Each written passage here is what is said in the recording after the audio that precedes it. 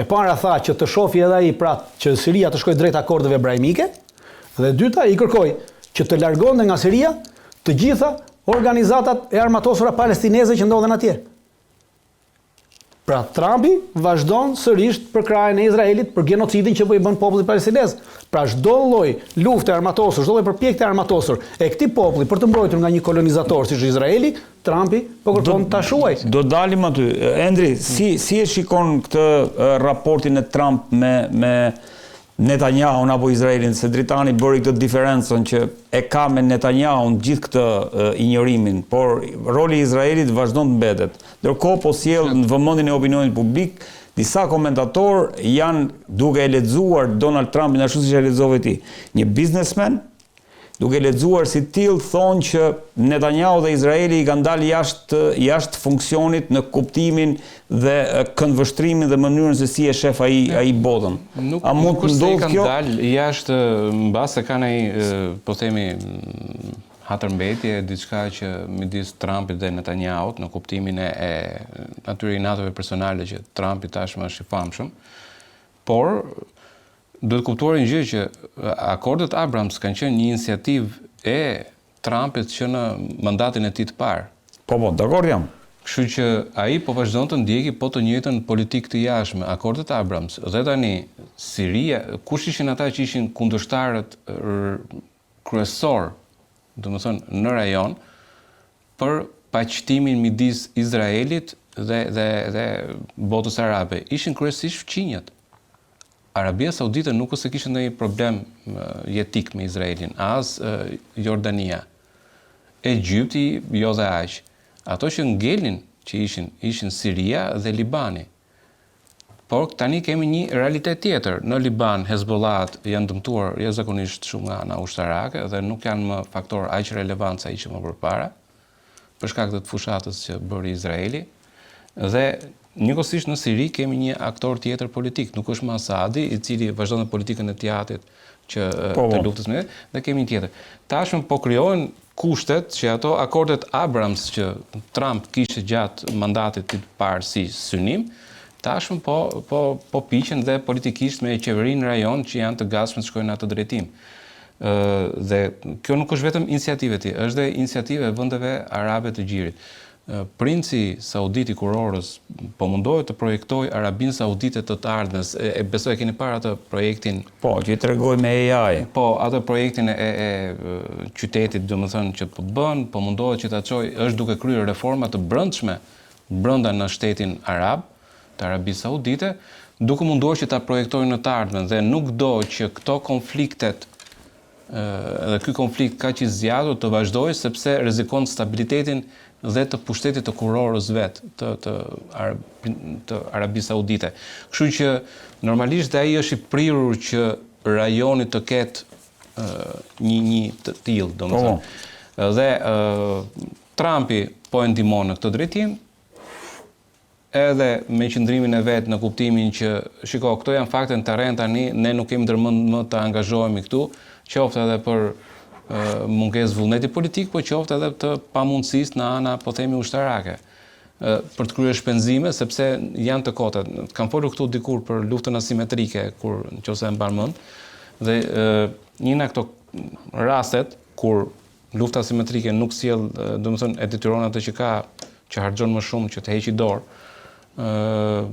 plus dhe mesazhi që do që t'i çojë Izraelit është fakti i heqjes dorë në fushatën ndaj Houthi.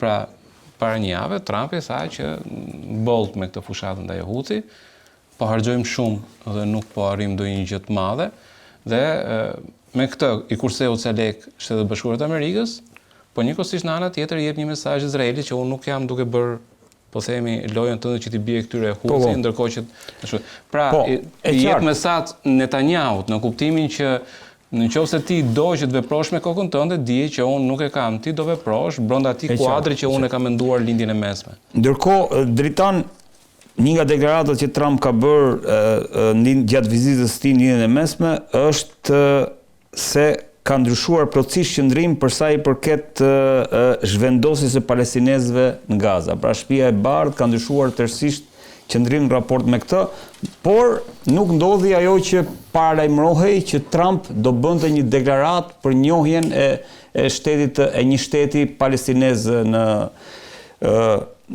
ato territore. Jo, pavarësisht deklaratës se ka ndryshuar mendimi i Shtëpisë Bardhë i Trumpit për zhvendosjen e palestinezëve, nuk ka një deklaratë të qartë se cili është ky mendim i ndryshuar. Jo, është ajo që ne nuk jemi nuk mbështesim asnjë zhvendosje të palestinezëve nga Gaza, ndërkohë ka kërkuar edhe që Gazën ta marrin ta administrojnë Shtetet e Bashkuara të Amerikës. Pra nuk ka ndryshuar në gjë e madhe. Këtë e kërkonte pra edhe me zhvendosjen e fillim ka qenë zhvendosja atyre dhe marrja në administrim e Shtetet Bashkuara të Amerikës. Kjo ka qenë propozimi i parë. Në fillim fare. Tashmë thot, nuk i zhvendosim ata, por në administrim do ta marrin po neve. Po. Pra nuk kemi ndonjë ndryshim të madh në këtë aspekt. Dhe në momentin që ata nuk i zhvendosin, okej. Por ndryshim do thoshim në rast se Shtetet Bashkuara të Amerikës do t'i thoshin Izraelit sot, qeverisë Netanyahu, ndalosh çdo lloj operacioni ushtarak në moment në Gaza, ndalo genocidin që po bën në Gaza, ndalo pastrimin etnik që po bën në Gaza, vrasje dhe gjithçka tjetër. Pra, dhe do të ndalonte jo më larg se mbrëm ka bërë një sulm brutal atje me qinë sa të vrarë. Dje shtabi i përgjithshëm i ushtrisë izraelite deklaron që në deklarat, në një kërkesë nga një televizion izraelit, pra sa është numri, dhe thotë që 80%, pra vetëm 20% e të vrarëve në Gaza, që nga rifillimi i operacionit në mars, janë pjesëtarë të Hamasit, 80% janë popullsi civile. Pa e pranon vetë, me zë dhe me figurë shtabi i përgjithshëm. Mbrëm 150 viktima civile 24 orë të fundit. Dje në një televizion izraelit, zëdhënësi shtabi i përgjithshëm e ka pranuar të. Pra vetëm 20% e të vrarëve janë anëtarë të Hamasit. Domethënë 80% janë popullat civile të vrarë. Pa ata po pranojnë genocidin. Po të kthehemi tek ajo dritan, te pjesa që çfarë duhet të bënte Trumpi. Duhet mënyrë të ndalonte çdo lloj dhënie armatimi, sepse aktualisht çdo palestinez që po vritet me anë të armatimit amerikan. Çdo lloj bombe që po çon është bomba amerikane, nuk ka më kapacitete. Izraeli ka shojtur kapacitetet e veta që ka pasur të prodhimit. Nuk ka asnjë kapacitet për të prodhuar. Asnjë gjë. Me qartë. Për shkak edhe të bllokadës që ka pësuar, bllokadës detare, për shkak të gjitha materialeve që duhet vinë, që një pjesë e vendeve nuk i japin, nuk prodhon dot më asnjë lloj armatimi dhe municioni. Të gjitha i merren nga Shtetet Bashkuara të Amerikës. Prandaj, kjo deklaratë e Trumpit, them, është deklaratë thjesht për interesin e Trumpit. Nuk është në favor të palestinezëve. Thjesht unë do kesh jam dakord që tashu po ndalet. Si do ta ndalesh? Ti e ke dorë të ndalesh, pse se ndal? Pra nuk ka se nuk është një provokimi Netanyahut për të prishur, le të themi, këto akordet që kërkon Trumpi. Jo, nuk është provokimi Netanyahut për sepse Netanyahu ka vazhduar. Me që thamë që Trump e ka me Netanyahun. E ka me Netanyahun, por Netanyahu nuk është se deri më dje nuk po vriste, edhe sot nga që ky deklaroi këtë në Arabi Saudite filloi të vrasi. Jo, e rriti dozën. Netanyahu nuk e ka ndaluar vrasjen e palestinezëve që një vit që 19 muaj. Mbrom ishte po ishte një nga sulmet më të ashur në këto 2 muaj të fundit. Sulmoi edhe Spitalin Evropian. Në këto 2 muaj të fundit. Po, dakord. Pra, nuk ka ndonjë ndryshim. Pra është thjesht në trajektorën e vetë. Trajektorën e punës së Netanyahu dhe qeverisë dhe kabinetit qeveritar Netanyahu në raport me palestinezët, me vrasjet, genocidin që po bën dhe nazizmin që po shfaq ky zionizmi izraelit në Palestinë, nuk ka asnjë ndryshim në këto 2 vjet nga ana e Netanyahut. Po kjo dritan që zyrtarët e Hamasit dhe kjo sipas Jerusalem Postit, zyrtarët e Hamasit thonë që janë në bisedime direkte me Shtetet e Bashkuara të Amerikës, pavarësisht kjo që thonë, kemi kaluar në fazën asaj që thonë, kemi kaluar në fazën e vërtetësisë, sepse edhe Shtetet Bashkuara të Amerikës ata e pranuan që në bisedime direkte me ta u arrit lëshimi i pengut izraelito-amerikan, pra me në shtetësi amerikane. Po. Dhe në këtë edhe Izraeli doli tha që ne as kishim dieni për këtë marrëveshje dhe as nuk na tha kush për këtë. Pra, e kemi kaluar fazën që thonë, pra jemi te faza që ka ndodhur. Bisedime direkte ka ndodhur dhe derisa ka ndodhur një herë, besoj që janë vazhdimsi edhe tashmë sepse nuk është se ka pasur një pengesë. Po. Endri, ndërkohë si e vlerëson këtë momentin që pritej një deklaratë e Trumpit për njohjen e një shteti palestinez, paktën bëri e hon mediat izraelite, si lajm para se Trump të shkonte në turin e tij në lindjen e mesme. Dhe kemi këto qëndrime që pak a shumë i tham deri tani. Si e lexon mesazhet që dha Trump për sa i përket Gazës. Gazës dhe Palestinës. Mesazhi i Trumpit është një hap mbrapa atij të Arabisë Saudite, domethënë dhe po e bën politikën e jashtme aty në rajon, po e bën koordinim me Arabinë Saudite. U dallua që është aleati më besnik i Amerikës pas Izraelit dhe ka një raport special me Shtetet Bashkuara të Amerikës. Kështu që do eci siç e ka bërë marrëveshjen me këtë. Është e vështirë që ti të bësh një, domethënë të kesh një ndryshim kaq të madh të kalimit nga një mbështetje totale për Izraelin të kalosh në një njohje të Palestinës, domethënë është pamundur për një president amerikan ta bëjë për mënyrën se si është ndërtuar pushteti dhe për mënyrën se si është ndërtuar politika e jashtme amerikane. Por çështja palestineze, sipas mendimit të Trumpit, në mandatin e parë do zgjidhet nëpërmjet akordeve Abrams, pra kur të diskutoheshin marrëveshjet e paqes sidomos midis Arabisë Saudite dhe Izraelit, do përfshi edhe çështja palestineze në mes. Pra atë që po bën Trump tani është që po mundohet të krijojë premisat në rajon që të kemi këtë marrëveshje midis Arabisë Saudite dhe Izraelit, në cilën do përfshi edhe çështja palestineze. Ky është drejtimi në cilin po ecën. Kuptohet që nëpërmjet ndikimit të Arabisë Saudite hoqi dorë nga ajo Gaza City, ai projekti i turpshëm, domethënë që ishte për spastrimin etnik. Tani tha që nuk do e lejoj spastrimin etnik. Pra ishin deklarate Marco Rubios, ishte sekretar, dhe kuptohet që këtë e ka bërë me ndërhyrjen e këtyre, po duhet të kuptoj një gjë në politikën e jashtme të Trumpit. Trump e ka gjithmonë që kalon në ekstrem, të bën presion dhe pastaj merr diçka. Kjo është taktika. Pra ai e thot Gaza City do i spastrojmë, do i heqim, edhe kupton pastaj vjen e Arabisë Saudite dhe thot ma bëj si favor këtë gjë, e kupton, që mos kështu, dhe Trump i thot po ta bëj si favor. Nuk e kishte në plan ta bënte atë gjë. Është teori, po pra, edhe te libri i Arti i Marrëveshjes, është pikërisht kjo gjë, domethënë ti bën kërkesa absurde ekstreme që kur tjetri për të ta quaj si favor që ti heq dorë në kërkesat ekstreme dhe ti fatikisht merr atë maksimumin që do. Në këtë rast morën mbështetjen dhe ky është ajo që bën Trumpi në këtë rast dhe kjo është mos e kuptueshme në këtë rast.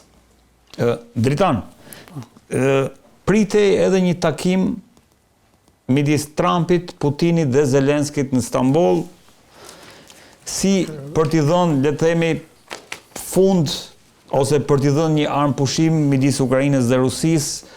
Zelenski shkoi në Turqi, ndërkohë që Putini nuk refuzoi të shkonte dhe çoi atje delegacionin cilin e kishte çuar edhe në 2022-shin. Të kemi një problem. Themi pritej.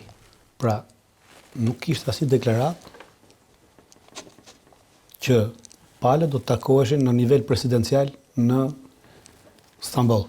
Jo, nuk ishte deklarat, po pritej, po them. Jo, pikërisht kur s'ka deklarat, atëherë është thjesht një perceptim që krijojmë ne. Kam shumë dëshirë, thoshte Trumpi që të shkojnë në Stamboll, që të bëhen pjesë. Do shkojnë në Stamboll, unë do të shkoj. Pikërisht pra, nuk ishte gjë që s'pritej. Po nuk pritej, sepse nuk ishte deklarat. Deklarata e Putinit ishte e qartë që i rifillojmë bisedimet aty ku i lam, tekstualisht është kjo, rifillojmë bisedimet ku i lam në 2022-shin në Stamboll. Pra, aty ku i lam, do me thënë që nisen me të njëjta delegacione dhe delegacioni që ka qenë Rusia përthuajse i njëjtë. Kemi një takim direkt midis Ukrainës pas 2022-shit. Një takim për herë të parë dhe kjo duhet të thënë është një avancim në diskutimin dhe negociatat për paqe, për armëpushim apo shiko, është në atë kërkesën, do të kemi një parasysh. Pra, aktualisht Ukraina është gjetur në një pozitë, unë nuk po them Ukraina, po Zelenski e ka vënë veten në një pozitë duke qenë se është një është një aktor totalisht në këtë lojë, pra thjesht një aktor, një manipulant i papar, dhe në fillim kur Shtetet Bashkuara të Amerikës nisën bisedimet me Rusin, Zelenski ishte që doli me një deklaratë dhe tha që Shtetet Bashkuara të Amerikës nuk mund të negociojnë për Ukrainën pa që në Ukraina në tavolinë e bisedimeve. E mbani mend? Kështu deklaroi. Po, dhe tashmë me ndërhyrjen e Shtetit Bashkuar të Amerikës, me kërkesat e saj të vazhdueshme, Rusia tha, hajde, ulemi në tavolinë. dhe vazhdojmë bisedime tavolinë siç i kishim në 2022. Pra ulemi në nivel specialistësh. Po. Dhe tashmë kur kjo erdhi, Zelenski duke e parë veten në një pozitë që kjo u realizuar, pra kjo kërkesë e tij në fillim që donte të ishte pjesë e tavolinës, tashmë u mundua ta prit duke thënë që jo në nivel prezidencial, po ti s'mund të bisosh në nivel prezidencial pa përcaktuar një herë çfarë ke ndarë, çfarë s'ka ndarë, sepse ka ndryshuar situata, nuk është më ajo 2022. Nëse po tregoj vullnet, për sa i përket le të them vullnet politik, për sa i përket Po sepse atë ka kërkuar, s'është rrugë vullnet, ai atë kërkoi, pra Ukraina duhet të jetë pjesë e tavolinës bisedimeve, e kërkoi që në fillim që kur nisi bisedimi, që kur u bë biseda e parë, takimi i parë midis amerikanëve dhe rusëve në Riyadh, Zelenski do me deklaratë që nuk mund vendosin Shtetet Bashkuara të Amerikës për Ukrainë pa qenë Ukraina pjesë e bisedimeve në tavolinë.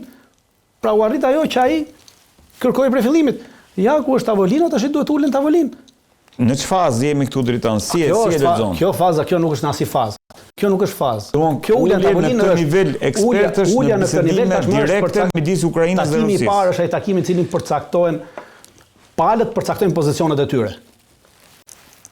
Pra gjithnjë takimet e para në këto raste në vende që janë në proces lufte, takimet e para janë gjithnjë për të përcaktuar pozicionet. Pra unë këtë pozicion, pastaj fillojnë edhe shtojnë pozicionet. Po i pari është gjithnjë për të përcaktuar pozicionet në të cilat janë palët kundrejt njëra tjetrës.